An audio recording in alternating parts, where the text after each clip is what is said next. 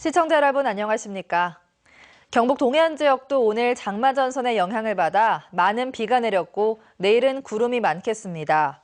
어제부터 지금까지 강수량을 보면 포항이 77.3mm, 경주가 148, 영덕이 41, 울진이 59.8mm입니다. 내일은 구름이 많고 아침 최저 18에서 20도, 낮 최고 기온은 24에서 26도로 예상됩니다. 바다의 물결은 동해 전해상에서 0.5에서 2m로 일겠습니다. 포항시의회는 오늘 포항시를 상대로 시정 질문 활동을 벌였습니다. KTX 개통에 따른 후속 조치와 포스코의 화력발전소 건설 계획 등이 집중 거론됐습니다. 임재국 기자가 보도합니다.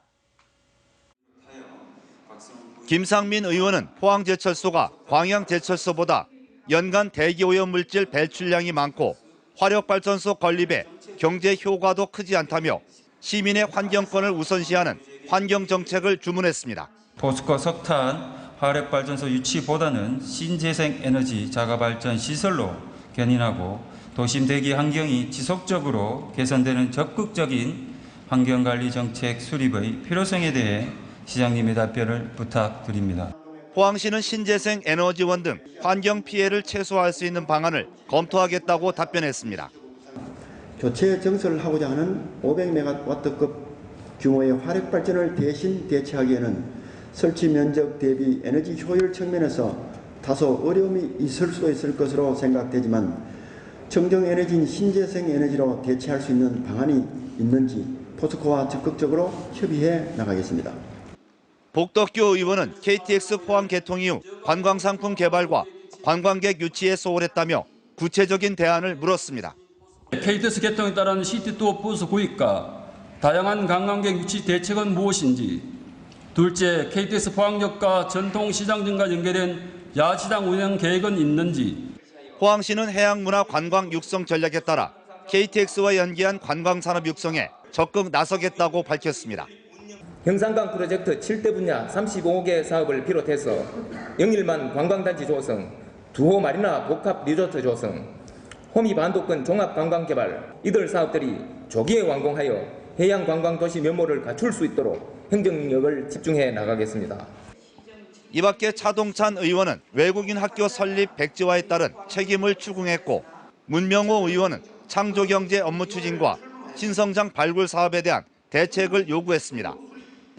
한편 시정 질문과 답변이 오전과 오후로 나눠 진행되면서 집중적이고 효율적으로 이루어지지 않아 조례 개정을 통해 방식을 바꿔야 한다는 지적이 제기됐습니다. MBC 뉴스 임재욱입니다. 대법원은 지난해 6.4 지방선거에서 선거법 위반 혐의로 불구속 기소된 이희진 영덕군수에 대해 무죄를 확정했습니다. 대법원 2부는 오늘 오전 열린 항소심에서 검찰의 공소 사실에 대해 증명력이 있다고 보기 어렵고 원심 판결은 충실하다며 검찰의 항소를 기각했습니다. 이희진 군수는 지난해 6.4 지방선거에서 유권자에게 돈을 준 혐의로 불구속 기소돼 국민참여재판으로 열린 1심과 2심에서 모두 무죄를 선고받았습니다. 영덕 핵발전소 찬반 주민투표 추진위원회는 영덕군의회에 주민투표 실시 약속을 지키라고 촉구했습니다. 추진위는 영덕군의회가 지난 4월 임시회 때 원전 건설 찬반을 묻는 주민투표 요구 결의안을 채택하고도 아직까지 지키지 않고 있다고 지적했습니다. 추진위는 군의회가 원전 문제에 대해서는 의원들의 개별적인 판단에 맡기기로 결정한 것은 책임지지 않겠다는 것이라며 의원 면담마저 거부하고 있는 군의회를 규탄한다고 밝혔습니다. 지난해 2월 발생한 경주 마우나오션 리조트 체육관 붕괴 사고 책임자들이 징역과 금고형의 확정 판결을 받았습니다.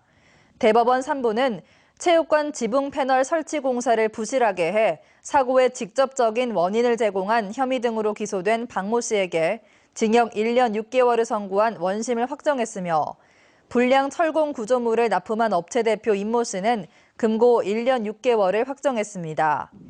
한편 당시 폭설이 내렸는데도 제설 작업이 제대로 이뤄지지 않아 체육관 지붕이 붕괴되면서 신입생 오리엔테이션을 하고 있던 부산외대 학생 10명이 숨지고 200여 명이 다쳤습니다. 포항시가 도내 처음으로 도입한 시간 선택제 여성 일자리가 인기를 끌고 있습니다.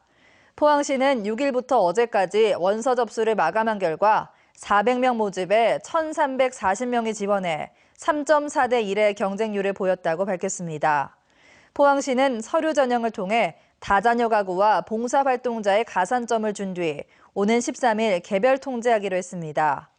일자리 참가자는 오는 12월까지 오전 10시부터 오후 2시까지 하루 4시간, 주 20시간을 어린이집과 유치원의 급식 보조나 정리정돈을 하고 시간당 5,580원을 받게 됩니다. 포항시는 하수 처리 과정에서 나오는 찌꺼기 물 처리 방법을 변경해 연간 13억여 원의 예산을 절감할 수 있게 됐다고 밝혔습니다. 포항시는 하루 3만 2천 톤의 찌꺼기 물 가운데 지금까지 2만 3천 톤을 하수 처리장으로 다시 유입해 처리했으나 앞으로는 재처리 과정만 거친 뒤 바로 방류하기로 해 20년간 268억 원의 예산을 절감할 수 있다고 설명했습니다. 포항시는 방류수의 생물학적 산소 요구량 기준이 하수 처리장은 10ppm 이하지만 재처리수는 80ppm 이하인 데 따른 것이라고 밝혔습니다. 최양식 경주시장은 내년도 국비 967억 원을 확보하기 위해 오늘 기획재정부를 방문했습니다. 특히 신라환경 보건 정비 사업 413억 원과 신화랑 풍류 체험벨트 조성 사업 245억 원, 국립생활사 박물관 건립비 20억 원 등 경주의 역사 문화관광 자원 조성의 필요성을 알리고 많은 관심과 지원을 요청했습니다. 또 북천 고양해강 정비 사업과 원자력 인력 양성원 설립, 지역 SOC 사업 등에 대한 국비 지원 협조도 당부했습니다. 오늘 오전 8시쯤 경주시 황용동에 있는 이동통신 광중계기에서 불이 나 30여만 원 상당의 재산 피해를 내고 30여 분 만에 진화됐습니다. 소방당국은 이동통신 중계기 단자함으로 빗물이 스며들면서 합선으로 화재가 발생한 것으로 추정하고 있습니다. 식품의약품안전처는 오늘 한동대에 문을 연 포항시 어린이 급식관리지원센터에서 전국 17개 거점센터 관계자들이 참석한 가운데 현장 회의를 개최했습니다. 지난해 5월부터 한동대가 위탁 운영하는 포항센터는 영양사 고용 의무가 없는 100명 미만 어린이 급식소 142개소의 운영을 지원하고 있습니다. 포스코 플랜텍은 모 회사인 포스코로부터 740억 원 규모의 용융아연 도금라인 본공사를 수주했다고 공시했습니다. 공사 계약 기간은 오는 2017년까지로 공사 금액은 지난해 매출액의 11.9%에 해당하는 규모입니다. 포스코는 이번 공사가 5년 전 보류했던 것으로 자동차용 초고장력 강판의 공급 능력을 키우기 위해 전용 설비 투자를 재개한다고 밝혔습니다.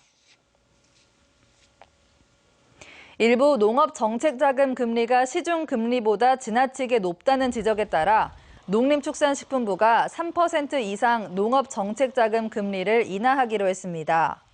금리 인하가 추진 중인 정책자금은 금리 4%인 농기계 사후관리자금과 3%인 조사료 생산기반 구축자금 등 모두 13개로 농가의 이자 부담이 줄어들 전망입니다. 현재 시중은행의 가계대출 평균 금리는 2%대로 떨어졌지만 농축산 경영자금과 농업종합자금은 3%의 고금리로 운영돼 농가의 불만이 컸습니다. 이상으로 포항 MBC 이브닝 뉴스를 마칩니다. 고맙습니다.